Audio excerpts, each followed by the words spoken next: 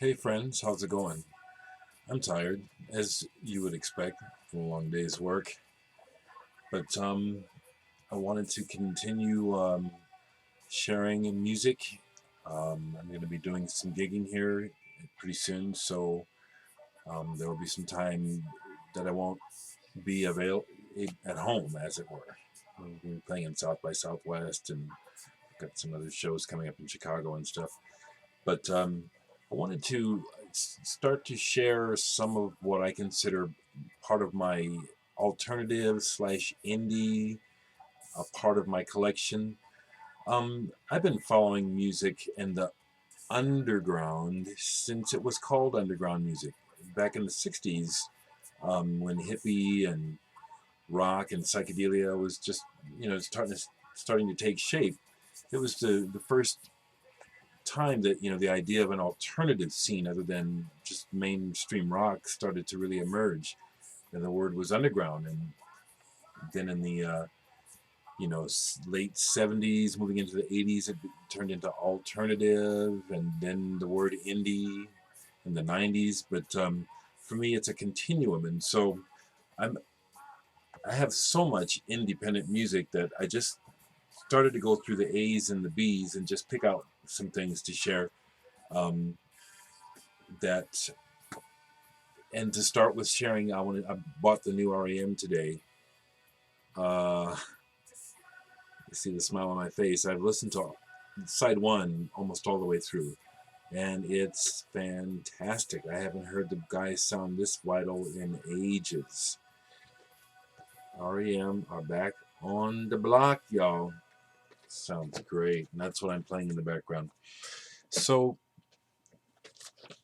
Blipvert Big Top is a band that came out in the UK sometime in the 80s. I think this is the only album that they made. The main guy, Thomas Melchior, went on to do DJing and dubstep and stuff. I think he's still going. This is kind of jazzy, but in a really strange way. In other ways, it reminds me of The Residents. I had to show Peter Blegvad because he's just not a household name. Peter Blegvad is a U.S. musician who actually goes back to the 70s. He was originally in the band Slap Happy, who made an album with Faust and also made an album with Henry Cow. His solo stuff, this album being produced by Andy Partridge of XTC, um, his he's very witty, knows a lot more about English than I do, but just the way he writes, you can tell he's very literate. Um, Really good stuff. Like that, I have that, and I thought I'd go ahead and show what else I have by him. I have this 12-inch single special delivery.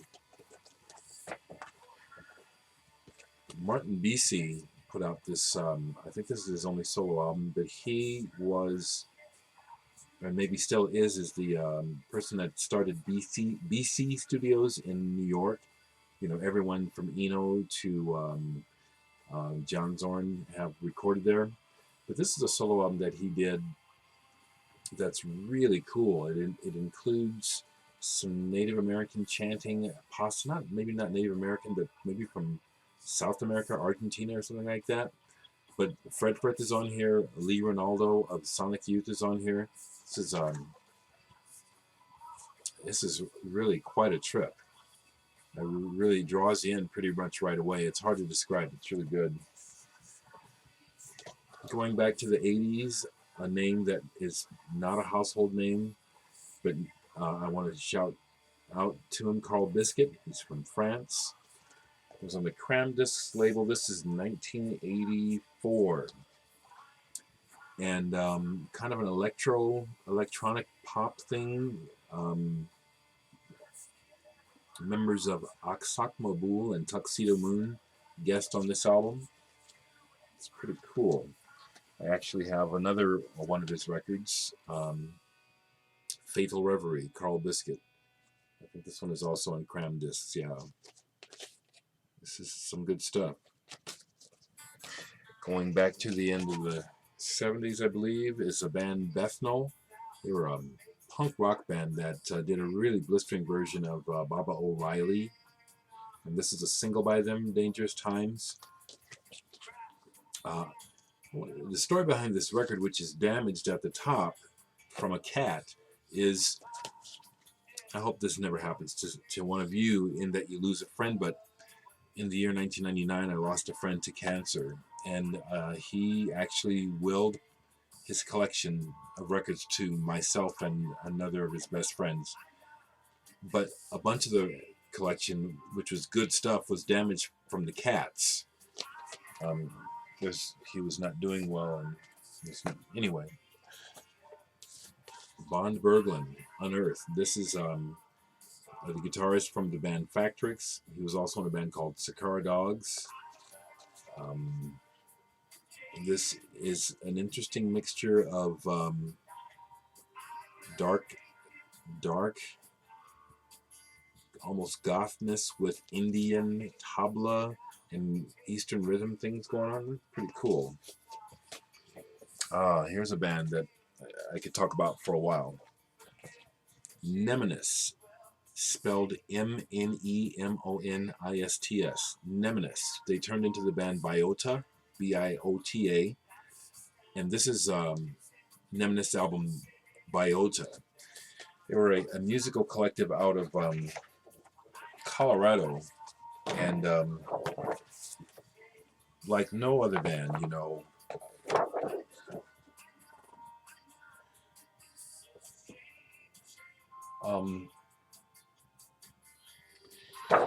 All of their releases, which are very hard to get a hold of, come with multiple art prints.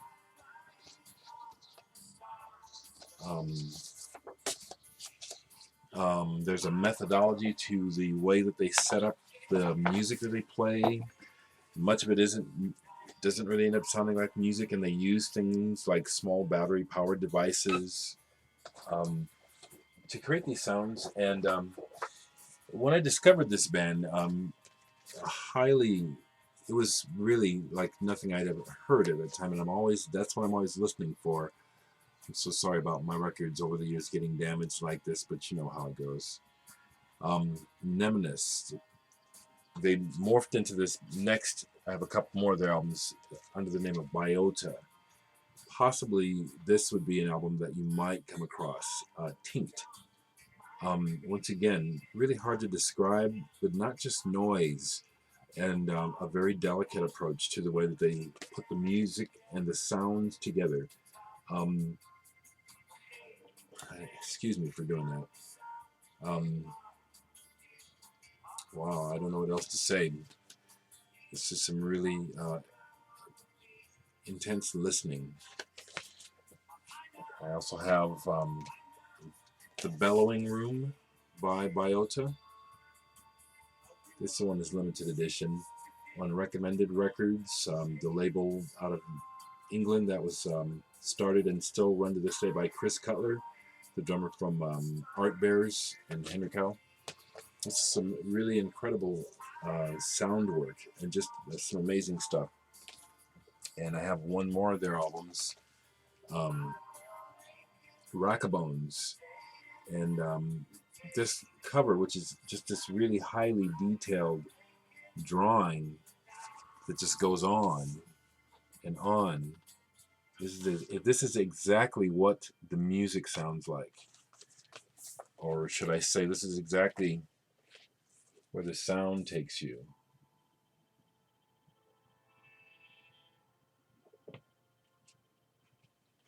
Nemesis. This is really something unique. Let's go to the Netherlands. Bazooka. I know just very little about this band, but the guy that started the group, well, I can't go into his background because I just know very little about him, but this album is called A. Igor S., and it is dedicated to and influenced by Stravinsky, and it's really compelling and just really excellent. Bazooka from the Netherlands. Grab this out of the A's. It's on a major label, but Ambitious Lovers. Um, Arto Lindsay, originally of the band DNA, later a collaborator with Ryuichi Sakamoto, and then Peter Scherer, the guy right next to me in the picture. They put out a series of albums. This one is Greed. Very interesting mixture of Brazilian, pop, electronica, avant-garde. I think this is something you can find. I bet you some of you folks seeing this have passed it in the bins for $1 or $2. You better grab that bitch when you see it. Oh, pardon my language. Excuse me. I don't mean to offend anyone. It's just the old street in me. And also the Trees. Here we go. English UK band that got started by sending a tape to Robert Smith of The Cure. Consequently, Lol Tolhurst, who was originally in The Cure, ended up producing their first couple of records. This is a single of theirs, Shaletown. The singer kind of at first reminded me a little bit of Ian Curtis of Joy Division, but he's got his own sound. This one is produced by Lol Tolhurst of The Cure. The Secret Tea, this one is really good. There's only 2. I have some CDs, but just showing the vinyl. A French band, Anechoic Chamber. Knew nothing about them, but I can't say that I liked the cover, but I could see that the cover was trying to be weird. It definitely was. But then I looked at the credits and saw that some of the songs were produced by Edward Caspell of legendary Pink Dots, who I am a fan of and enjoy his work quite a bit. So I got it. Doesn't sound like the Pink Dots at all. Kind of some quirky kind of electronic alt pop. The music is very interesting, but as I was mimicking those vocals, I can't take them seriously. I guess if I met the guy, I'd be talking different. You know how that goes. I don't mean no offense. Let's keep going here. Isabel Antenna put out this wonderful single back in the day. French singer Isabel Antenna, Seaside Weekend, and this came out on the wonderful Crepuscule label, Le Disque du Crepuscule. It's upside down, but people have been asking about labels. It's another label that I love. Crepuscule, Factory Records. I think there was a connection for a while. Factory Records and Crepuscule, which comes out of Belgium. Here's an album by a band called Ball, Ball. It's actually was fronted by Don Fleming, producer who was also in Gumball, but he's done a whole lot of production, Sonic Youth among others.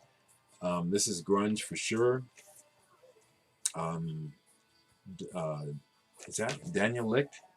David Licht on drums, and Kramer, who was in Shockabilly with Eugene Chadbourne, and has just done a whole lot of production around this. This is just some wild grunge. On the Shimmy Disc label, speaking of labels, a label of note, the Anti-Group. This was at first a side project of Addie Newton of the band Clock DVA, kind of a dark, slightly more melodic cousin to Throbbing Gristle from England, possibly Sheffield. This is the SHT EP, as in, I think, shit. I kept these because they're so rare on the Sweatbox label. This is some dark stuff, getting back into the territory somewhere between Throbbing Gristle and White House, where the sound work is purposely slightly disturbing, as in, trying to get you to, think about, just think about things again. Here's another one, Anti-Group. And this is the Big Sex EP on Sweatbox. I've had these since they came out. Bought them from a friend. I was really glad he sold them to me because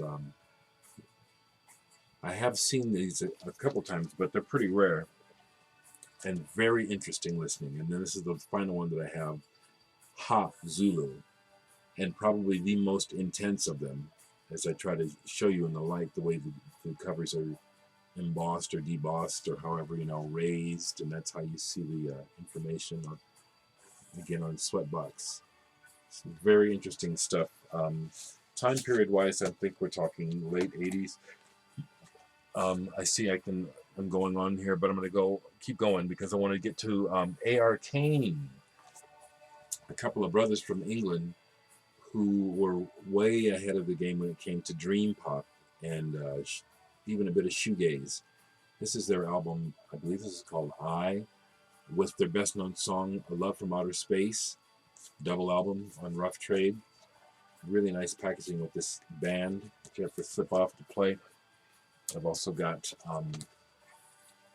this single. I'd have to get my glasses to see the name of it, but this is another A.R.Kane single. And these guys were very, very ahead of the game as far as making kind of quirky, hard to pigeonhole and say what genre the music is, and one more under the name of Arc. Listen up. And this one is real danceable, but still kind of weird in the way that it's produced. Couple of English brothers, like I say, not known about, should be known about. Apple Boutique. This is on the Creation label. This is a rare single they put out in 1987. Love Resistance, really cool stuff. The main cat there you see, Phil King, ended up playing also in the bands Felt, Lush, and Jesus and Mary Chain. So maybe you haven't heard this, but you've heard this cat. And this is an original. It's been reissued, I understand, but I've had it since it came out. The last thing I'll show in this bunch is the Barmy Army, presenting the Barmy Army, and this is actually an Adrian Sherwood production of On You Sound. If you are not familiar with Adrian Sherwood, it's a name I want to bring to your attention. If you like dub and where dub has gone with the dubstep and all that stuff now, this was an English pioneer of dub. Of course, you know dub comes from Jamaica, but once this guy got a hold of it with his bands Tackhead, On You Sound System, countless others. There was a fairly Gary Clayo, I think was his name. He kind of crossed over even here in America, started to get some acclaim. This was their I think first or second single, Sharp as a Needle, and it's about English football, which I don't know jack about, but this is a really cool record. That's just scratching the surface of indie because I haven't shown any current indie music that I have because I still buy. I'm always looking for good music, and I continue to find wonderful music in the independent sections as well as major labels, but we'll get to more of that soon. Please leave comments. I love them. Love them.